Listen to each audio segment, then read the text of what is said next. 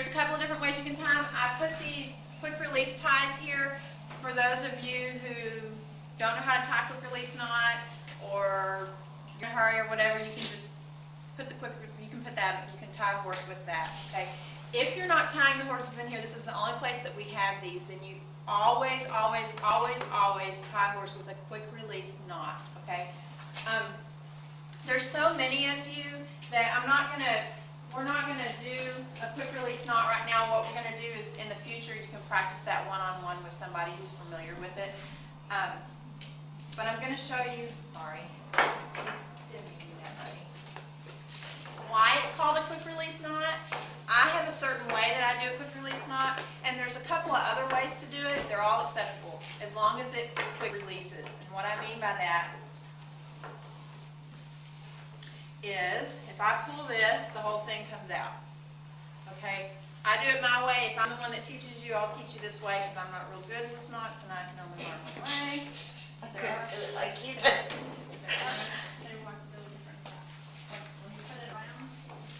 Everybody has a different, you get the same thing at the end. I can't remember.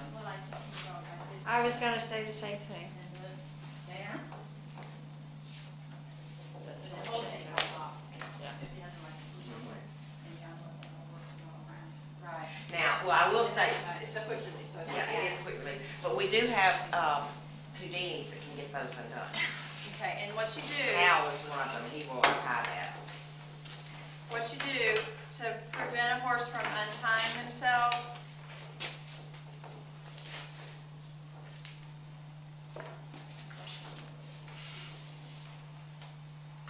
is this. And that way, if they pull this, it doesn't come undone, but what you have to do is undo it. Do that one more time. It takes me a whole bunch of time to get it. We'll do it one-on-one, Okay. because I know I flunk It Girl does Scout take a once. while. it takes a while. I do you know. too. Or at least for a person like me, it takes a long time. That's why I try to learn new ones, and I just get, we'll do it one-on-one. And when we bring the horses in here, we'll do it too. Again, Emmy showed me, Emmy's is great. Anybody that has a knot where you can really, that's fine, use that knot. It doesn't matter, the point is, okay, so what happens, if this horse pulls back, the knot is going to tighten, but we can still get it untied. Because if you do there's some knots where you'll get it so tight you can't get this thing undone. Plus, that's the beauty of those round ropes as well, the Pirelli ropes. They don't tend to bind like other flat lines do. There are other ones that bind real badly. Okay, and then there's a lot to tying. You don't want to leave a bunch of rope. It's just a safety issue. They can get their foot caught in it. They can do all kinds of things. And so the safe thing to do is to you can give them some room to move, but they shouldn't even be able. Well, I should say they can touch their nose to the ground, but just barely. It shouldn't be any longer than that. They shouldn't be able to move around. I always start with it tight, and the reason why is because it always loosens up. Unless you can tie your knot really, really tight. Any amount of pressure will loosen up this knot. Okay, so I start with it a little tight, and he'll loosen it a little bit so he can move his head around. You always want to tie. This is his withers. You want to tie withers high or higher. Again, it's a safety issue. If they were to pull back, supposedly it won't hurt them as much. I haven't tested, haven't been able to test that theory, thankfully. And also just the feet issue, getting them caught on their feet and everything. So try to tie withers high. Of course, we have Haas who's taller than this, and you only have one choice in here. But tie as high as you can. It's on our fences. Anything else about tying that anybody can think about that we should mention?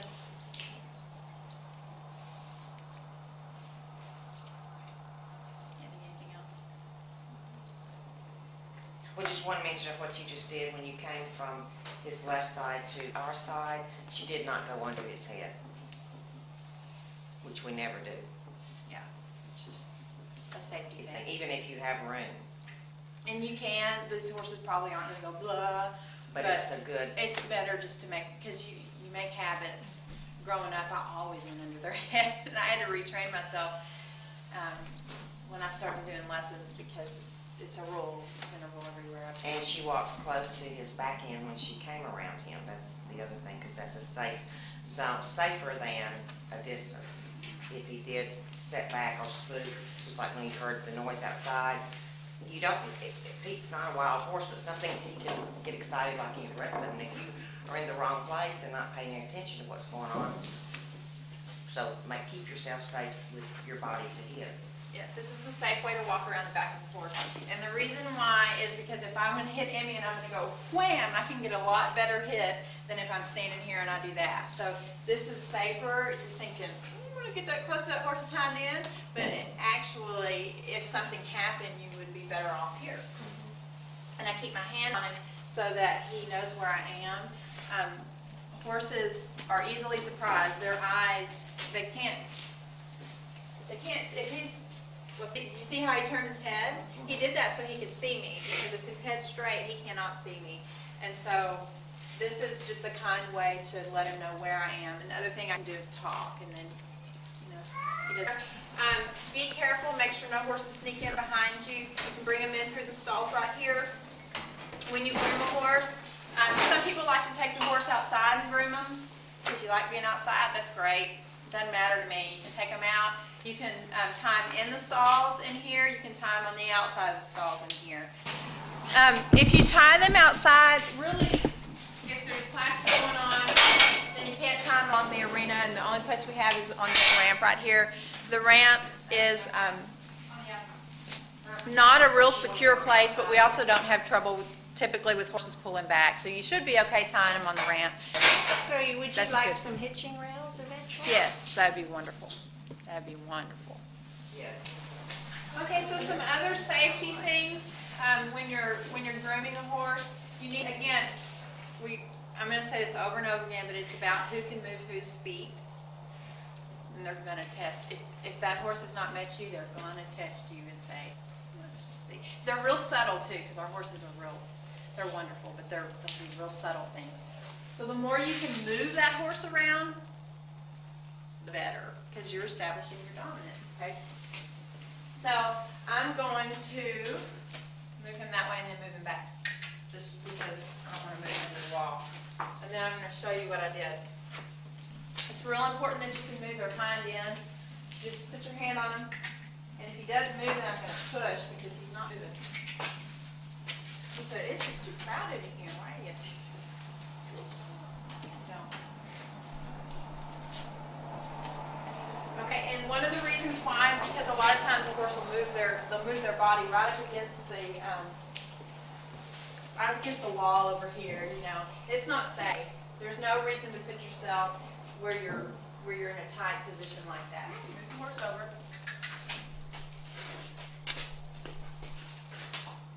And no matter, even if I've got a horse in the stall and I'm grooming them free, I can still say, I want you to stand right here in this position and not move. And it's important that you establish that. So if the horse keeps moving over, you can say, with your body language, by continuing to put them back there, no, we're going to stand right here. Because they'll do that. They'll want to look out there and keep moving back over against the wall. But no, you can establish where they stand, and that's how you establish that you are dominant. And basically, I can move any part of this horse around with my hand, but it's important that the hind end, that's usually what you need to control when you're grooming. And we're going to talk more about using your hands to push your horse around. You can move any part of their body.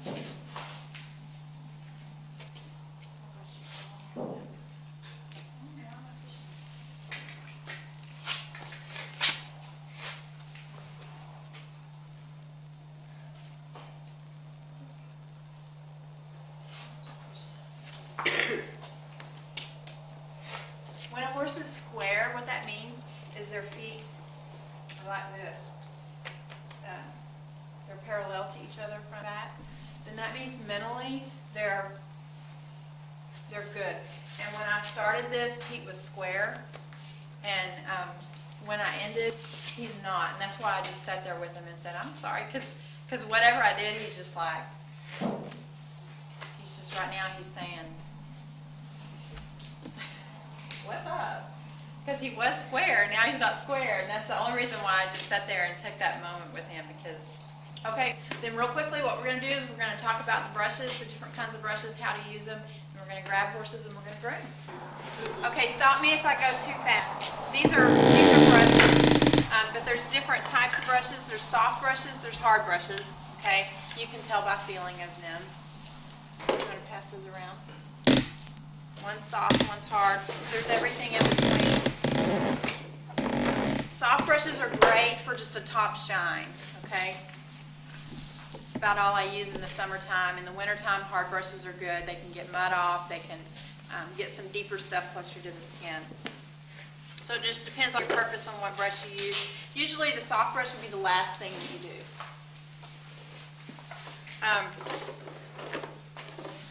Okay, actually, it's going to give me a chance to do everything today. This is a curry comb. This one's called a shed blade, and you can use them for the same purposes, but I highly recommend this.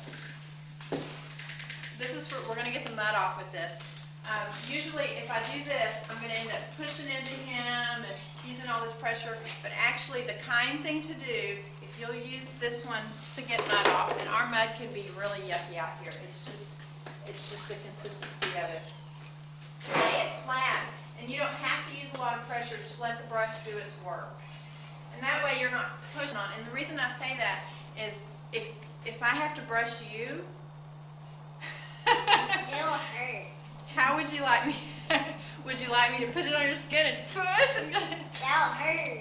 Yeah, just think about trying to be kind to them and do it in a way that you would want to be brushed. There is a way to get this nasty mud off.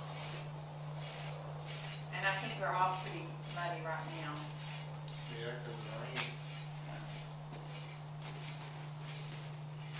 So that's what this is for. I'm not putting a lot of pressure, but I'm just kind of working it. Y'all can see what he's doing. Did y'all see that? His skin.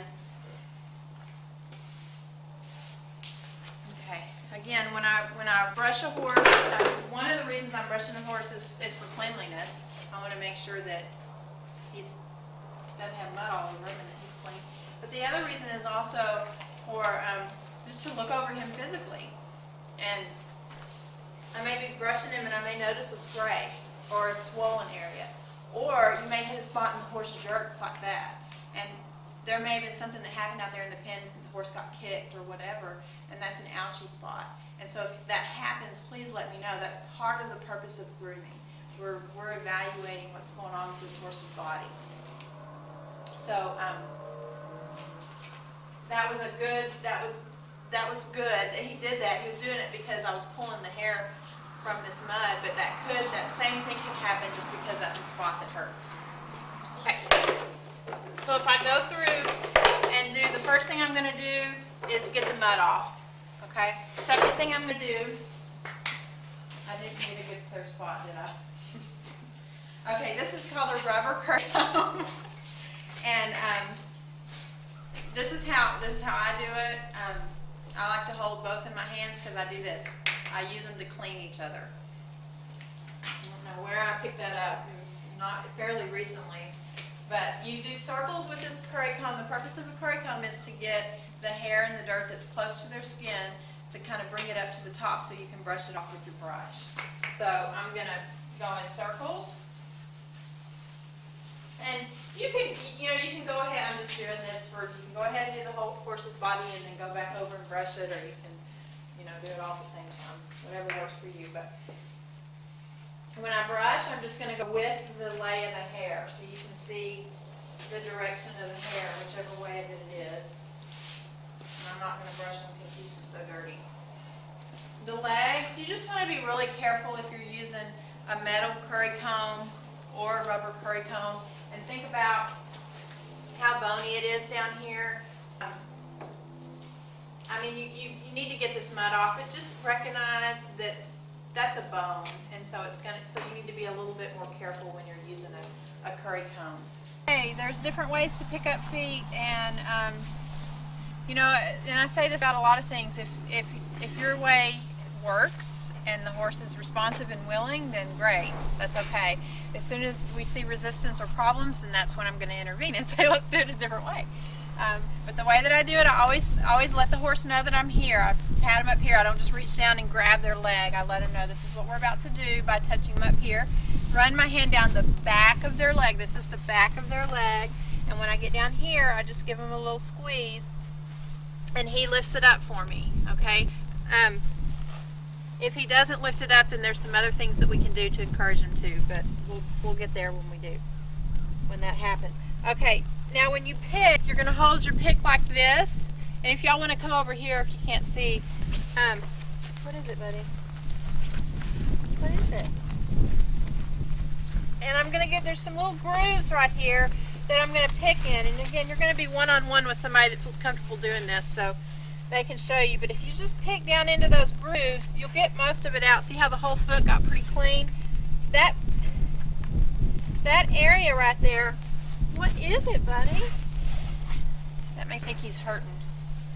He's got a little infection in this foot over here. We're gonna treat it right now too. If you get down in those grooves, that's usually where the yucky stuff is, where rocks are going to be, where infection gets. So that's the main thing. Get down in there and get those cleaned out, okay? The rest of it doesn't need to be perfectly clean, but get down in there and get that good and clean. You want to pick, you saw that I was picking towards, well, he's going to give me his hind foot, so let's do that. That'll be easier. You can hold, sorry. You can hold their foot like this if you want, and you want to give them good support, and they need to feel comfortable or they're going to try to take their foot from you. It's just like if you were leaning on somebody for support. Hold it so that they feel comfortable and you've really got it. If you're doing a back foot, the easiest way is to do this. This is not hard, this is not scary. This is actually safer because when they kick, their foot's going to go back. They can't kick you. And it's a lot easier. It's physically a lot easier to do it this way. It's also good for the horse. It gives them a little stretch. So if you can see, I'm just going to get down in these grooves and the rest of it just kind of comes off. And I'm picking, this is called the toe, and this is the heel. I'm picking towards the toe. That's a safety issue, okay? If I pick this way, it doesn't look like it, but you can end up hitting the horse or hitting yourself. So if you can pick this way, get in those grooves real good, get that mud out.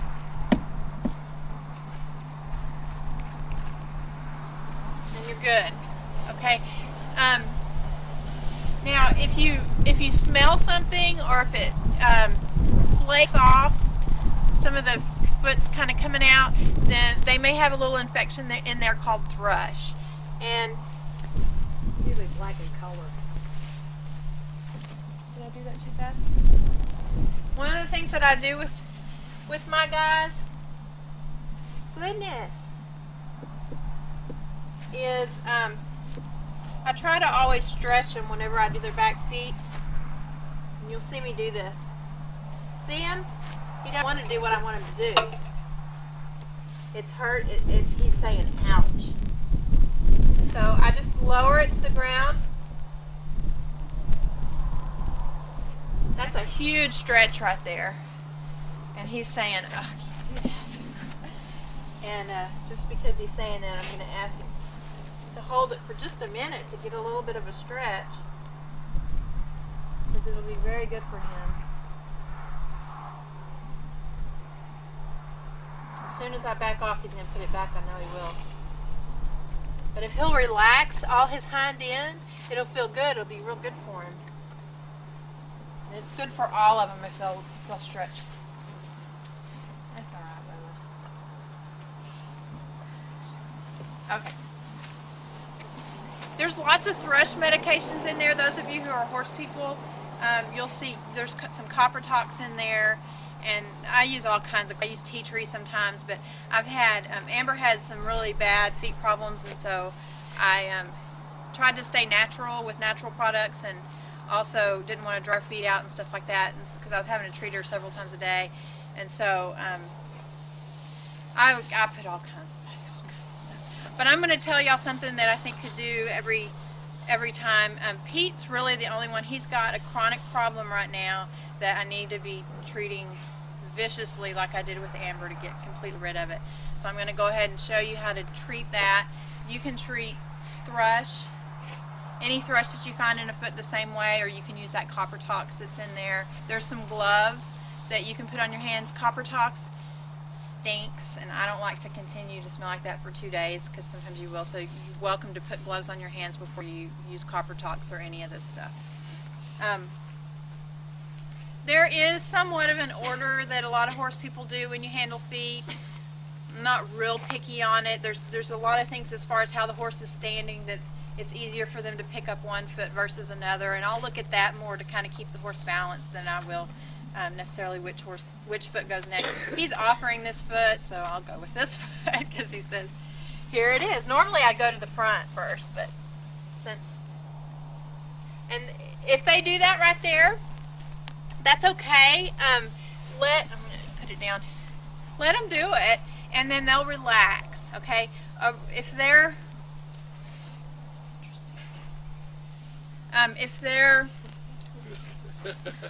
relaxing, if they're not tensing up their leg,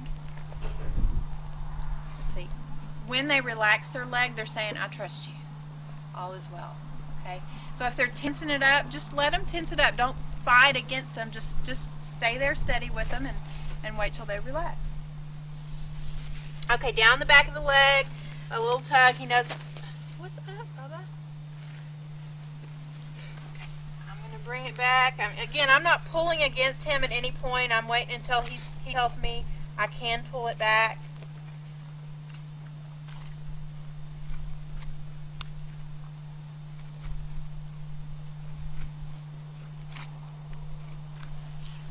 Spots real good, and I'm going to go ahead and so anyway, if a horse has thrush, again, the thrush is just in those little cracks, the ones I was telling you to pick out. You can just take this and you can smell it. Also, the other thing that happens is sometimes they don't have like full-blown thrush. It's been raining just like it is right now, and it's moist, and their hooves will be a little stinky, and they may be a little more likely to get thrush or something. And a lot of times I'll just treat it because it's a prevention issue. It's, you know, it's not going to hurt anything. But anyway, you can just kind of squeeze this in those little crevices right there. You can squeeze the copper tox in there, and that will help to prevent thrush. You're not going to hurt anything by doing it. It's better to prevent it. The 10% iodine, and I'm just going to put it down there in that crack. If it's really bad, it does hurt him a little bit, but it's not. You say you have to clean that out every day and retreat it? In order to get rid of this crack, I need to clean it constantly. Okay, and then the other thing on the list about hoof care, we've got several different kinds. This is Hoof Flex. There's other kinds in there. When I'm treating their feet during dry seasons, I just vary it. They're all good. They're all a little different. But this is basically moisturizer. If their feet are real muddy like this, there's really no reason to do that because they're just going to paint it on the mud. But if their feet are clean, you know, sometimes I might put a note out that, you know, we need to do their feet because it's really dry outside, and you'll see their feet will start to crack and they'll look dry. They look dry. And we can just paint this on their feet. And you just want to get it mostly up here along the cornet band at the very top. When you I'm not going to do it because his feet they're too dirty. It's not worth it right now. But and you can also pick it up and put it on the sole of the horse's foot because it gets just as dry too. It's just like you putting lotion on, pretty much. Do you want to do that if you're treating for thrush? On the bottom of their foot? Probably not bodies, but I'm suggesting if you've got Booger or Haas to just stay down low to the ground and be kind to them, and don't hold their feet up long because they're probably not going to let you. But do try to stretch them. Yeah, if you can. I wouldn't today, no, because neither one of them are going to be very flexible at all because they haven't been stretched at all. I would just keep them down low to the ground. They are elderly fellows, and they do need special care when you pick their feet. It is a little uncomfortable for them, and they may tell you, hey, today I feel a little worse than I did yesterday, and they may let you know. The kindest thing that you can do for them, because theirs is their joints up in here, and so the kindest thing that you can do is just this kind of thing to where you're barely lifting it up, or booger, I mean, it's going to take, the farrier does it, but it's probably not the kindest thing, but for them to do this, they're probably not. I mean, you're a little kinder to start. I mean, it's hard to do this. It's harder for you, but you're going to be kinder to them. And then the more we can stretch them and get them to where they're a little mobile, it'll be better for their bodies. But okay, grab a hoof pick. I'll help find some more hoof picks because I bet we do have 5 hoof picks. And start picking. Look at the list, and I missed this. I call it a bot block. It's really a grill cleaner, but in the fall seasons, they'll get these little yellow eggs on them. Did anybody see any of those on your horse? Okay. It's a little late for them, but I didn't know if they were all cleaned off. There were possible some leftovers were still there. So you won't see them again until next fall. But those bot eggs, we do want to get those off. They turn into a little bot fly, and in the process they go through their body and their worms and yucky stuff. So we want to get those off. You can use this. A lot of times I do this and then pick them with my fingernail. You just have to pull the hair out. They lay the egg, and the egg is on the hair. You have to get the whole piece of hair out. The egg doesn't come off. But if you see that, and you won't again until next fall, just go ahead and pick those off. That is on your list, and I just knew somebody would be like, what is this? The other thing that I didn't mention when you're picking a horse's feet, I teach kids to just put their feet together and pick up the horse's foot like this, because the most common thing you'll see is, let's say if I'm holding the horse's foot, and you'll see somebody bracing themselves like this, and it is easier, but what you've got to think about is that foot's going to go down on yours. And sometimes if the horse starts to struggle, then they'll get their foot down before you even mean for it to happen. The safest thing to do is make sure you've got your feet. You can either put them together or make sure you don't have your foot where that horse's foot's going to go. Okay? And the placement of feet is on that list, and that's what I meant by that is don't let your foot get stepped on when you're picking up. We talked about a lot of stuff today, so look at your sheet and check off what you feel like you've accomplished. You feel really good about it. If you don't feel really good about it, you don't have to check it off. Next week, when you come back, you'll get a chance to practice all these skills. Same thing. You'll get to pair up with somebody, and they'll help you one-on-one. You may need to do that 10 times, especially picking feet. It may take you 20 times that you pair up with another volunteer before you really feel confident doing it. Nothing wrong with that. I don't expect you after today to go and check that sheet off by any means. Check it off when you feel confident and you feel like you can do that skill without somebody helping you. We have plenty of experienced people here that can help you to get comfortable with it. Okay, so his halter is good. He's a good feed bucket over there.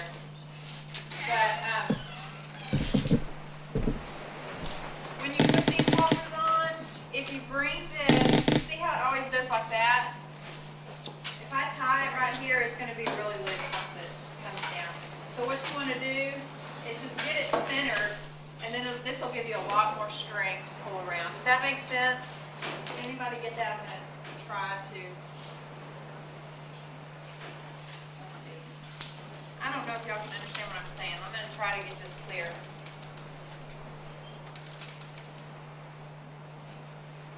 See how this comes over to the side? That's what naturally happens.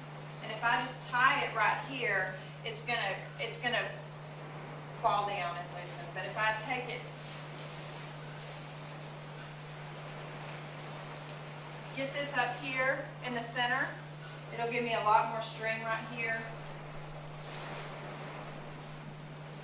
And doesn't that look like it's way up too high? It is. It'll come down. It will come down, no problem. That green halter, choose the one that's kind of funky. This is the biggest one because it's not really, it's the same size, but this is smaller. It's just the way the knots have fallen. So yeah, if you put it on a big-headed horse, then it fits a little better. Okay, so that's just a tad on halters. Now we're going to talk about saddling.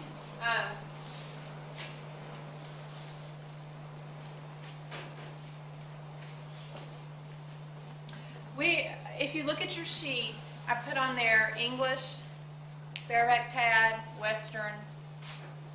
We now have an Australian saddle. So there's some different, and all those are going to be a little bit different. I'm just going to go over Western today, and then if you have a rider that rides in a different saddle, then you'll learn. You'll learn how to do that, but just for time's sake, we're just going to do one today. So the first thing that you're going to do before you saddle is you're going to make sure that there's no mud where this saddle is going to go, okay? Typically this is very obvious, but this is not. Every time before I tack a horse, I always go. And I take my hand and I make sure that in this cinch area that there's no mud down there. And especially if your rider has just groomed, you know, that's a common place to get missed. So please check that for any dirt or debris or anything like that that would rub. Okay, saddles in here. I'm going to, real quick note on the tack room. I've worked really hard to get the tack room organized. I think organization is important because we have a large number of people going in and out of our tack room, and the only way that we're going to be able to keep it so that you can find things is if everything goes back in the same place that it came out of. I do my best to try to label where it goes in the tack room as well as label the item to the best that I can so that you know, so you can make sure and put it back. But please put it back where it goes. If you don't know where it goes, somebody else got it out and you don't know, then ask. Just ask. That's the best we can do, that everyone, please put your stuff back where you got it from. If you don't know, please ask so we can keep it organized in there. Whenever we do the beforehand and we clean or whatever, whenever you're cleaning, if you're here cleaning, that's one of the things you can do is go in there and organize that tack room. I have to do it after every class, you know, every time that we have people here. And if you guys could help join in on that and help me to keep it organized, that would be a big, big help. So I know you have to learn and get to know where things go in the tack room, but I can help you with that. I'd be happy to help. I need people to help me keep this tack room organized. Okay, so saddle pads, they're back there. You can't miss them. They're in no certain order.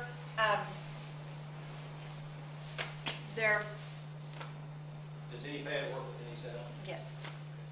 Any Western pad works with any Western. Yeah. Every pad, there is a part of the pad that should go to the front of the horse. Okay, it's different.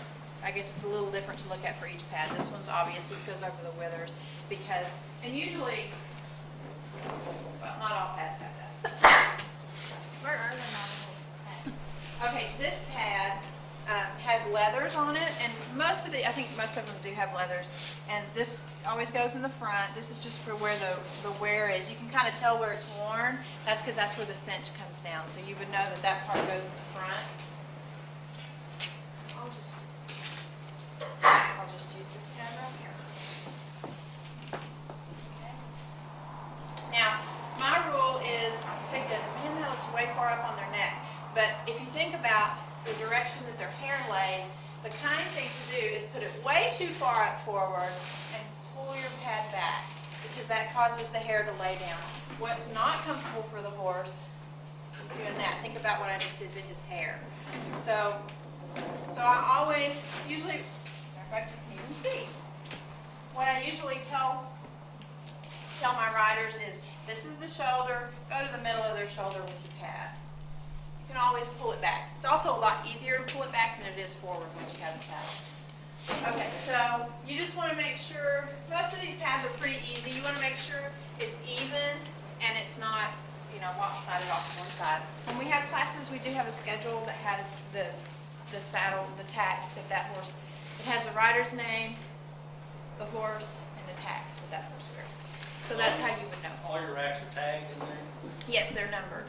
You can, the number also on the saddle? Yes.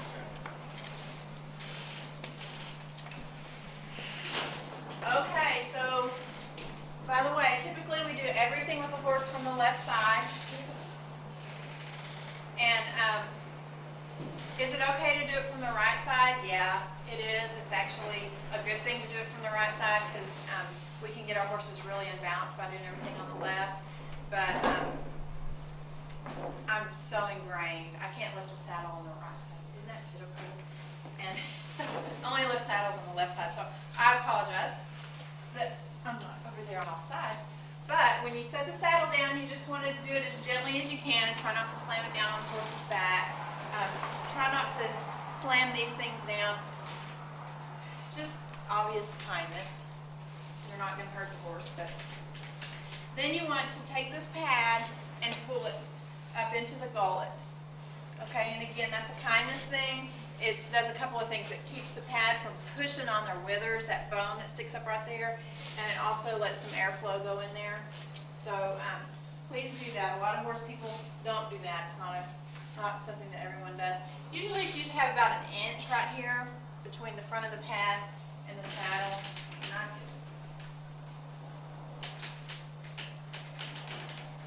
But then I need to always readjust because it'll always come. Okay, and then when I get here, and if I find out that I need to move my saddle back because I'm kind of a little too close to his shoulder, it's really easy to do. And this is the point where I can move it back and it'll make it. And then it'll saddle a little bit in the right spot on his back. Would you hold him? I'll have to turn him around. Okay, that's things like that.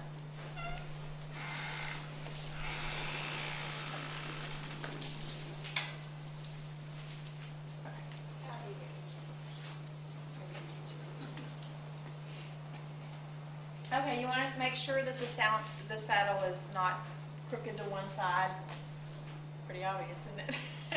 But it's not obvious if you don't check sometimes. But he's bent right now. His whole body is bent, so I'm going to try to make it straight. That's what's making the saddle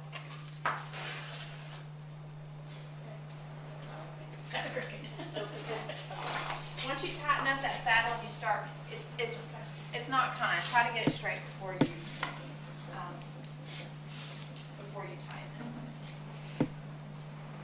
Okay, so here we go.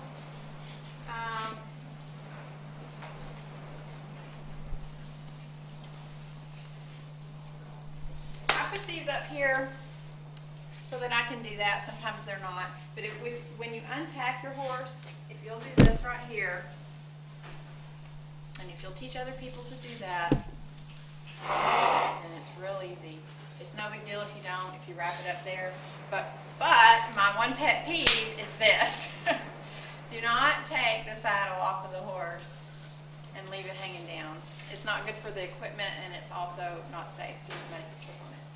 Okay, that's just a tad on untacking. So I'm going to bring the cinch.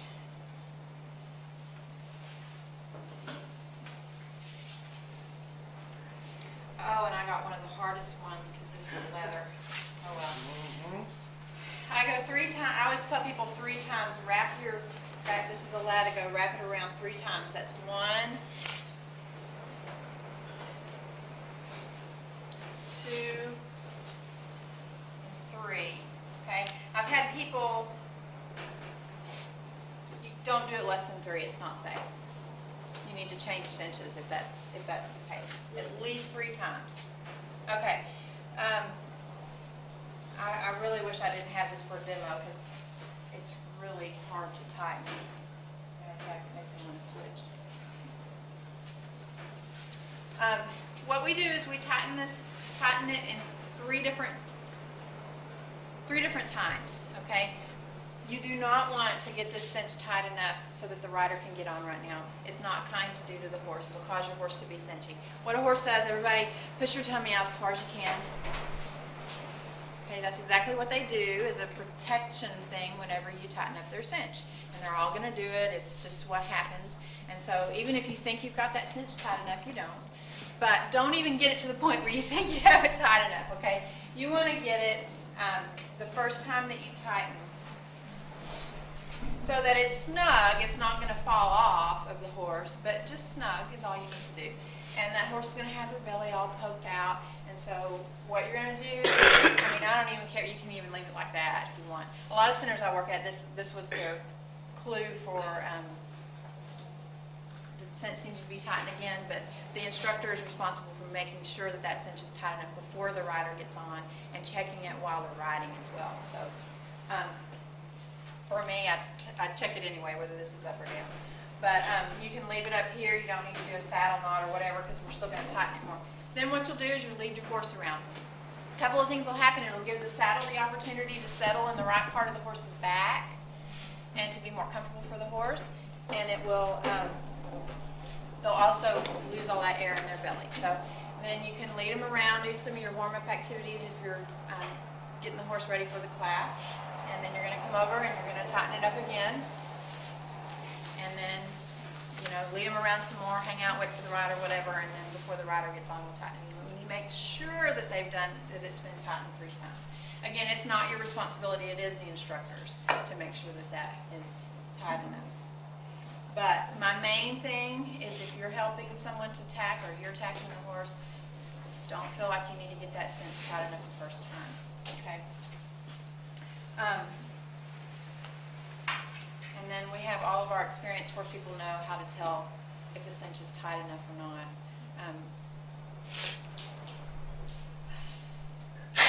Different horses are different.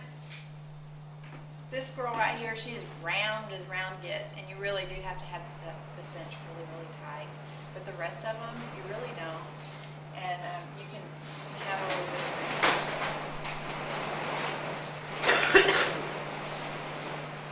So if you're thinking, I wonder if that's too tight, it probably is if you feel like you've got it. You don't have to get it real tight.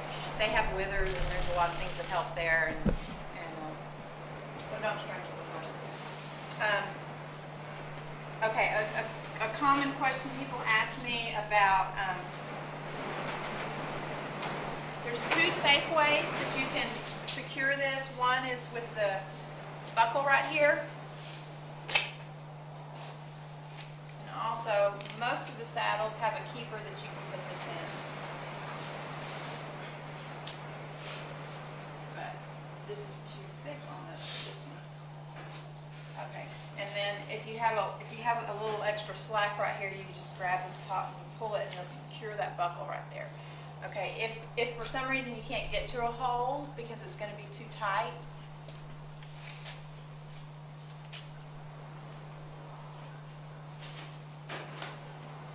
then you don't have a hole to do there, then you can do what I call a saddle knot.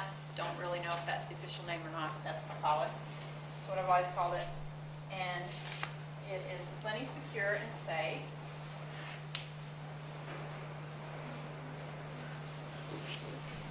So we'll do down like that.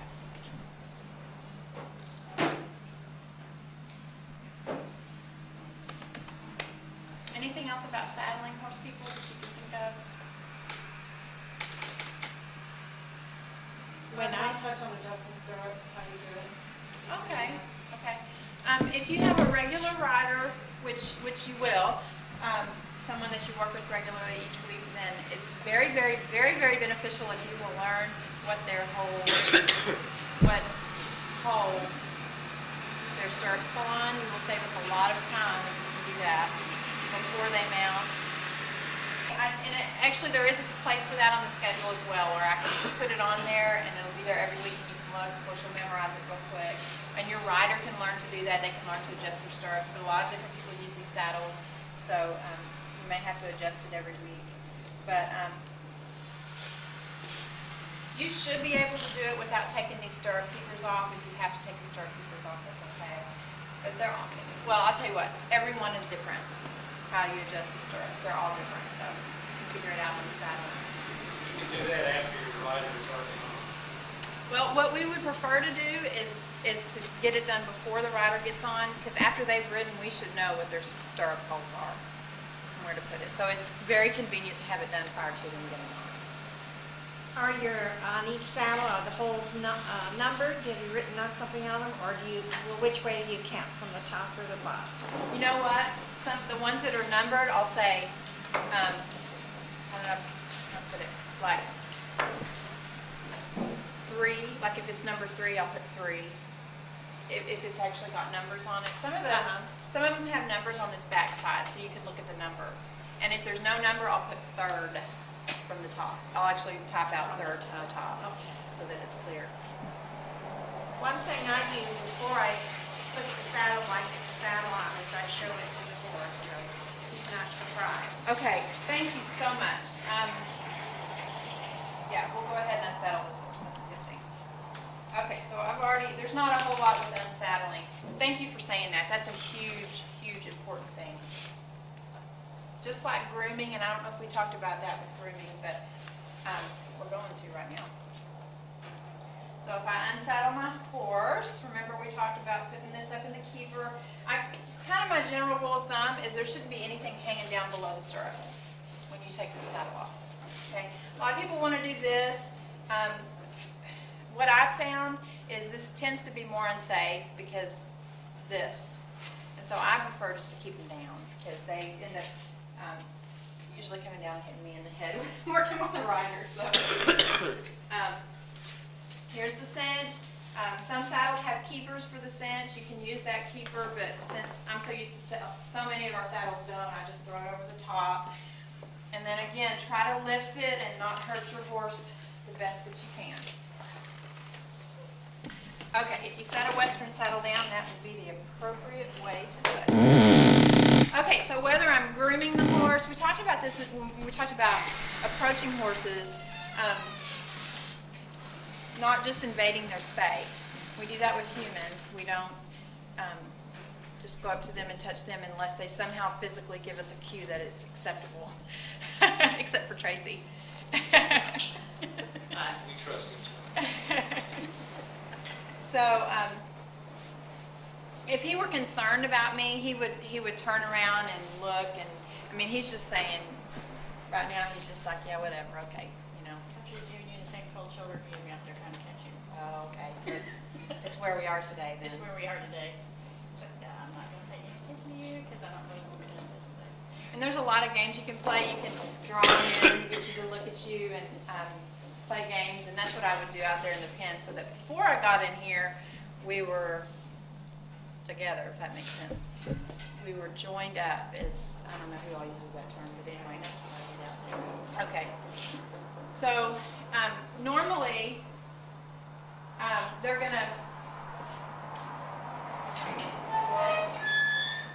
to be a little more concerned, and they're going to want to look just like that. And whether you're approaching them, you just walked up to them, whether you're walking up to them with a brush, if you're going to groom them. But I always, no matter what, when you approach a horse, you're going to say, you know, hello, give him the opportunity to turn around and kind of give you permission. Now I spend all kinds of time doing stuff to get them to the point where they aren't actually scared of the saddle, because in reality, that's a very predatory thing to do, to throw something on their back. That's how a lion or whatever would attack them and kill them. And so it's really something that we have to desensitize them to. And the majority of horses in the world are not, that's not done. So a lot of times when I get a horse, Pete and I have spent hours. And there we go. So that was interesting. So who can tell me what just happened there? I mean, this is a guess because I'm not in that horse's head, but I have my own guess about what happened. I mean, I acknowledged it. Yeah. It was like he was like stoic when I was over here just doing all this stuff, ignoring him. Because, you know, actually I went and I saddled him, and I never listened. And he's like, okay, fine. I'll just do this and block you out. And so he acknowledged that, and then he chewed. Anytime a horse chews, there's something really going on there. And so the fact that he chewed just then kind of let me know that what Becky said is exactly what was going on with him. It's like His head's down too, that's the side.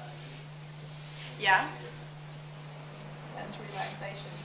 So if I had, I'm tempted to get another horse in here, but okay. So if I approach him with a brush or a saddle pad or anything, and he turns around and he puts his nose on it, and he keeps his nose there. And he keeps his nose there. He keeps his nose. He hasn't given me permission yet. And they'll do that a lot, especially if you don't know the horse real well. They may do that. And so I will stand here and let him keep his nose on it until he turns around and faces to the front again, and hopefully drops his head like this and maybe chews or something. And then he's let me know that he's okay, he's comfortable with it. Okay?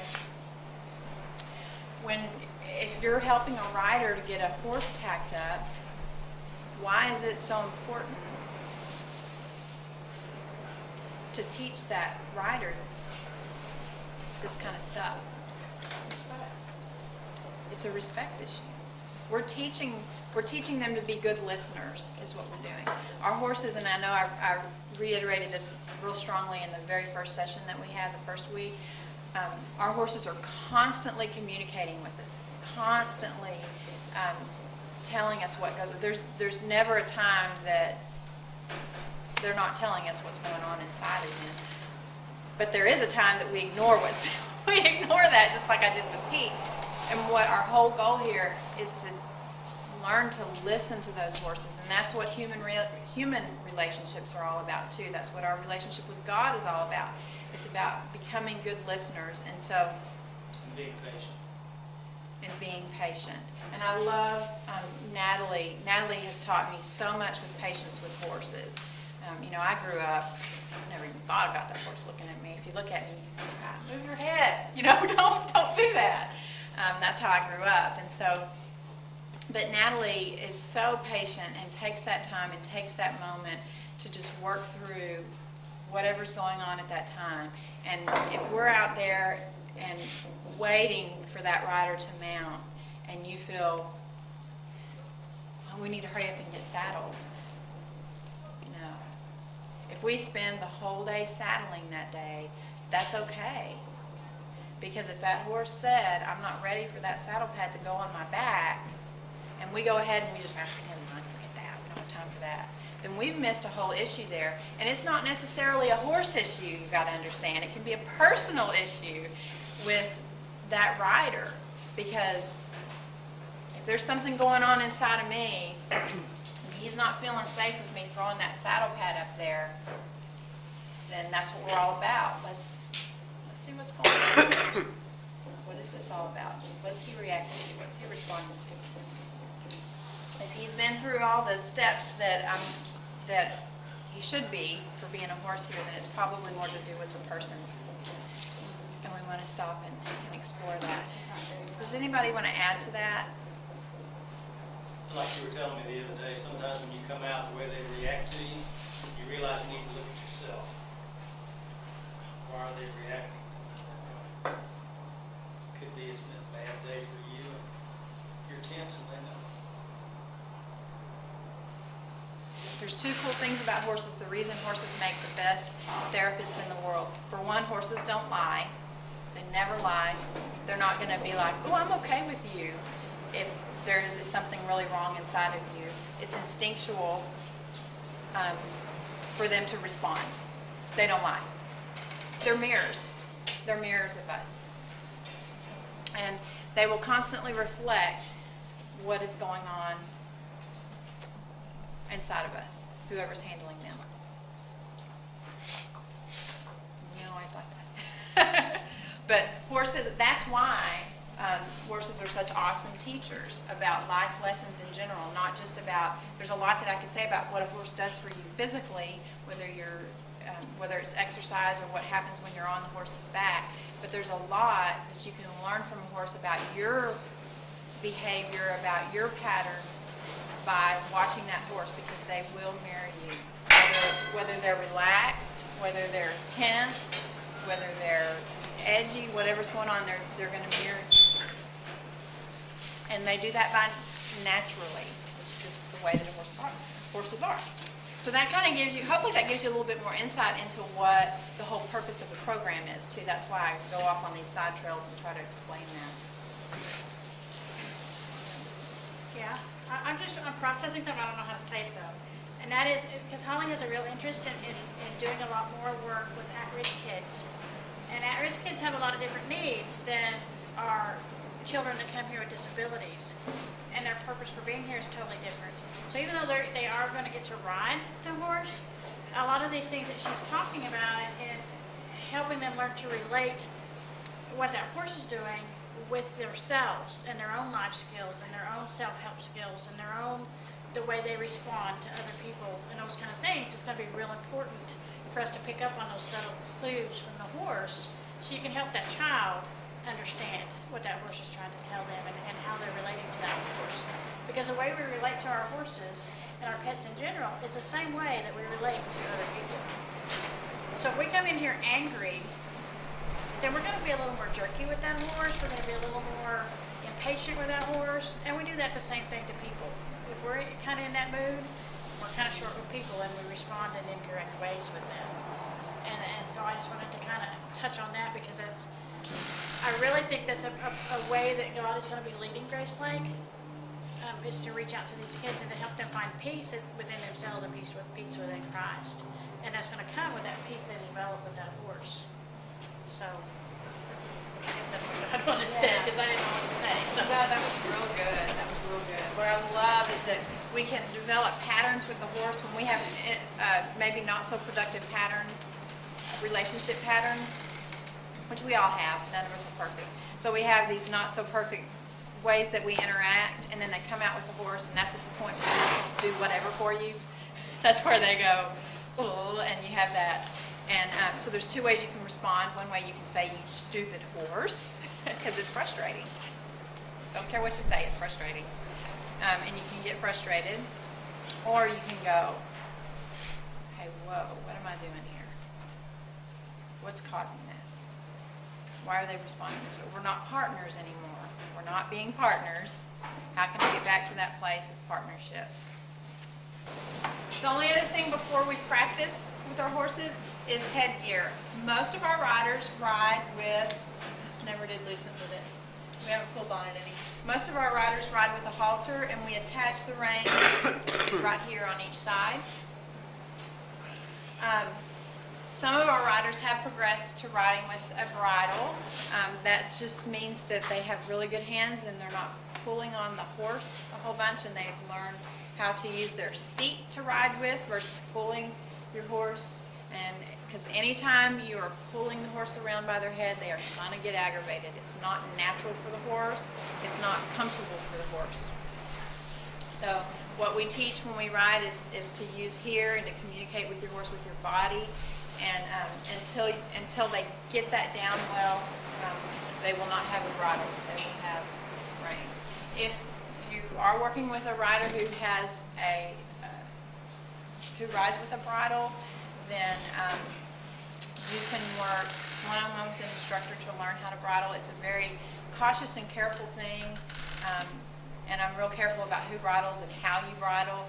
And if you know how to bridle, great. There's two different ways that are acceptable for bridling a horse. If you are a horse person and you don't bridle this way, that's okay. I did not bridle this way growing up, and I had to learn a new way from a horse's say. So if you're a horse person, that's who I'm speaking to right now. I'm not necessarily speaking to those that, I'm not trying to teach anyone how to bridle really, but you want to keep control of your horse, not just let him go. There's two different ways. One is to go over their nose, okay? And that, what I can do is keep him from going with his head and raising his head up. And the other way is like this. This has never been comfortable for me, a lot of horse people, but it's okay. It's an okay way to do it. And what happens is you've taught your horse pressure on the pole to lower their head. And so any of you who have bridled hoss before know how important this is. And so you're keeping their head down that way. But for me, this is how I do it. There we go. The head's coming up, and I just stopped it and just put a little pressure on. I'm not pressuring his nose right now unless he tries to raise his head. And then this is metal. And does anybody want me to put this in your mouth? Not right now. Okay. Warm it up, please. Yeah. That's one thing, warm it up. Yeah, that is a very kind thing to do, to stand there and do it. Especially when it's But you start banging this on your teeth, ow. If anybody wants me to do that, we can try it. I'm gonna see me after class. See me after class. But my whole goal when I bridle and unbridle is not to click their teeth. And poor Mr. Pete, when he came, he was just freaked out about that thing. And he's more sensitive than anybody else about hitting his teeth. So it's a skill that you develop. You develop it over, the more you bridle, the better you'll get at not clinking on their teeth. But, I know everybody has to learn and you have to start somewhere. So, but I have a hard time with that, letting that go, because I just don't want metal hitting my own teeth. So I can ask him to open his mouth with my finger very kindly versus using the bit to try to open his mouth. You can just stick, there's a little space in there where there's no, it's not very nice, is it? Yeah, right behind those front teeth, right up here in the corner of their mouth, there's no teeth right there, so you can stick your thumb in there and press down on their tongue, and they basically have to open their mouth. And then you can try to gently put it in there without clicking their teeth. And the same thing when you take it off. There's some tricks to how, and again, this is just something that you learn over time. If you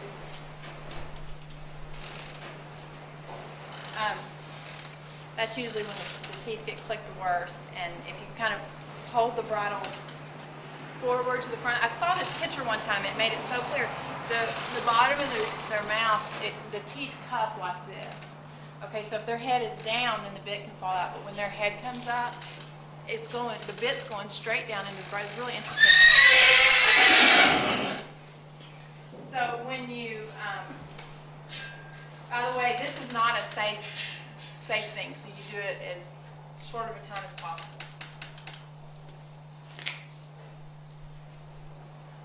Don't leave your horse just standing there with it around the neck.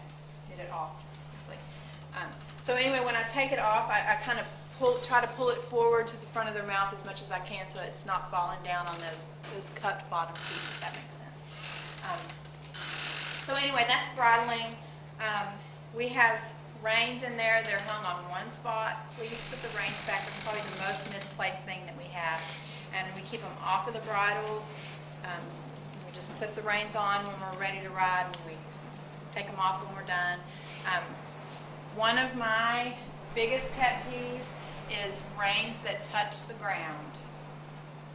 Okay, a lot of horse people don't care, but to me, this thing right here can cut a horse's tongue off. Okay, and some horses give real well to that bit, and some horses don't. And he's one of them. And if he steps on that and hits, he's going to hit that bit, and it's going to hurt him really bad. Just keep the reins off the ground. That's my rule. Anytime I see those reins, don't let them touch the ground. And you can loop a rein just like you can loop a lead rope over your arm, so it doesn't. The lead rope's no big deal. It's not going to cut his tongue off. But if there's a bit in the horse's mouth, don't let those reins touch the ground. Just don't. You can put them over the horse's neck. You can put them over your arm, but don't let them touch the ground. And don't tie your horse up either with reins, because it's the same thing. So what I do, the last thing I do when I tack a horse up is put the bridle on. I don't do it till I'm ready to get on. I'm not just going to hang out, because our reins that we use most of the time, they're looped too, so it's real easy to get those reins caught in something. The first thing I do after the rider gets off is take the bit out of the horse's mouth. It's just kindest thing for the horse so they don't get hurt. All right. Anything else about tacking? Different types of bits. There are different types of bits. If your rider has a rides with a bridle, then it will be specified and you will know which bridle. Right now we have, each horse has their own bridle. But sometimes, like this is Pete's bridle, but there is a possibility they could ride with a different type of bit. But you would know that. We would let you know that. That's a good question. It would say like the schedule where, I didn't even think about printing one out today, but the schedule would say reins. Most of them are just going to say it'll say number 2 reins. So we had saddle number 2 on him, and then you just put reins on the halter. Or it'd say number 2 So, but the bridle's gonna have the horse's name on it, but the reins and the saddle's gonna have numbers, right? Is that how you doing it? That's a good question. The saddle has numbers, and you can peek in here, and that'll help you out to look. This is the reins. If the rider needs rainbow reins, it will be specified. These are rainbow reins. And the purpose for these is they're excellent teaching tools for someone who's trying to learn where to place their hands, because you can say, put your hands on green, put your hands on blue, or whatever, and it's just real easy. So a lot of our riders will ride, but it'd say rainbow reins. There's no number. Oh, And there's two sets of rainbow reins. One's thick, one's thin.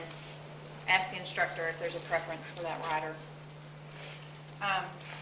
Otherwise, these reins, and I mean, you can look at this and see, I can sit here and fix the reins, because can y'all tell how they're not all the same? And they will hang up there so much better. You see this? And that's just a little organization thing that you can, if you notice it, you can fix the reins. These are rainbow reins. The other reins are pretty much all the same. These are split reins. These are basically for people that are schooling the horses, but our riders really don't ever ride with the split reins.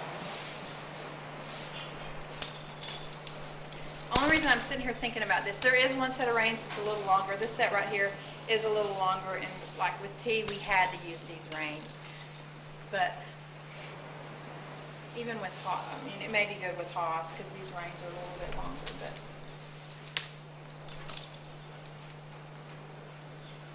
Pretty much they're either rainbow reins or any reins. If I put snaffle on the schedule, if you saw snaffle, this is actually what I would mean. This is a lot of Western people will call this a ring snaffle.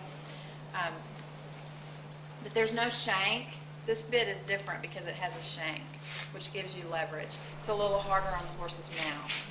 And so that's why a rider might ride with this one first.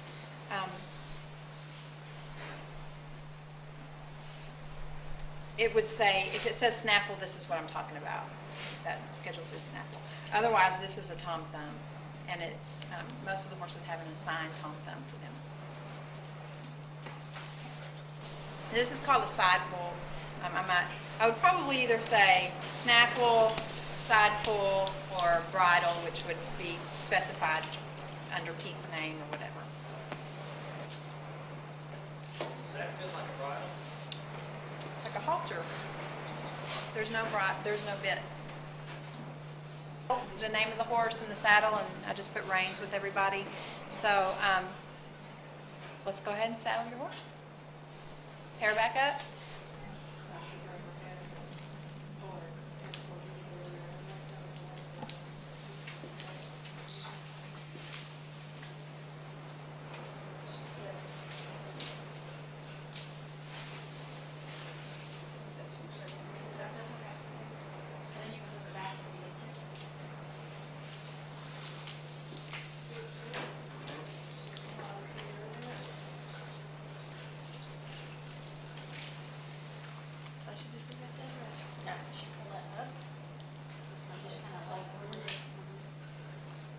That's not a flop over anything on the other side.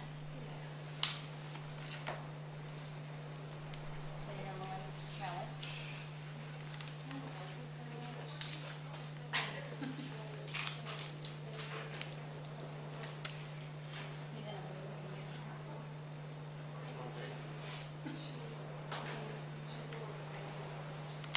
He's in a or he's been working so much. It's not-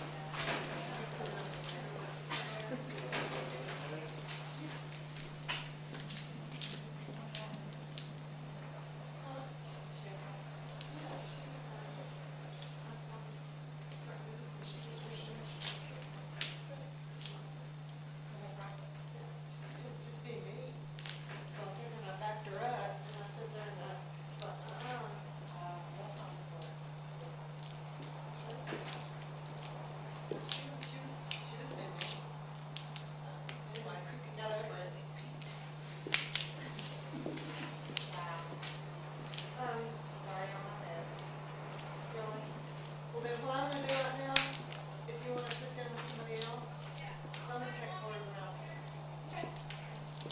Because I'm not allowed to walk away. You don't need to, she's got When it. we're out here talking, it's all telling us, Laura's gonna test each one of us, and then I'm watching her talking down, and all of a sudden she just stepped on my foot. And they were like, I said, you see her? So I turned around and I corrected her. But she was, anyway, going around there. Okay.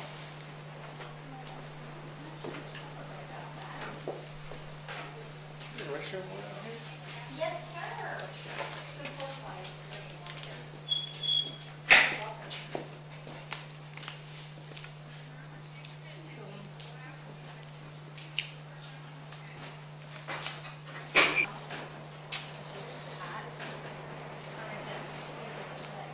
Should we do that? Yeah, I can go ahead and do that. Just kind of walk them around a little bit.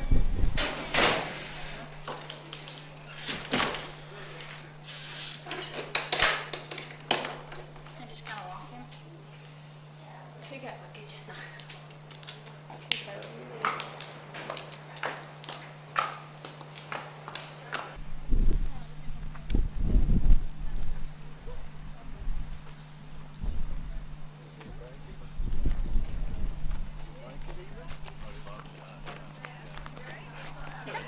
But anyway, when you take the saddle off, just real simple, take a curry comb. It's like wearing tight pants, and you take your pants off and I always scratch. Feels good. It's just a kind thing to do, kind of get the blood circulation going again. And think about, this is probably the tightest area, and I'll go all the way under. It can take you 5 seconds. You don't have to do a whole bunch. You want to do their whole body? Great, you can do their whole body. But all I really ask is that you please have the rider or for someone to do their saddle and girth area. Got a lot going on in there. I know, just not. I'm not listening, I'm talking. And boom, they're done and they're ready to go out.